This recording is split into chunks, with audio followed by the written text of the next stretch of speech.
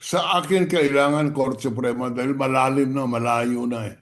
Marami Mm. ng binitiho na salita at napiperwisyo ang taong bayan at ang ating pagpapatakbo ng pamahalaan kung hindi ma-resolve ito. As of now, it can move forward by recognizing the present leadership and let the Supreme Court decide kung talagang tama ba o hindi. Hindi po pwedeng hindi mo papatakbuhin ang Senado dahil may question kung sino ang leader sa Senado. Sa ngayon po, ang opisyal na liderato ng Senado ay yung grupo ni Gatchalian. Maliban Mhm. na lang kung dating ng kaso sa Korte Suprema, balik rin nila.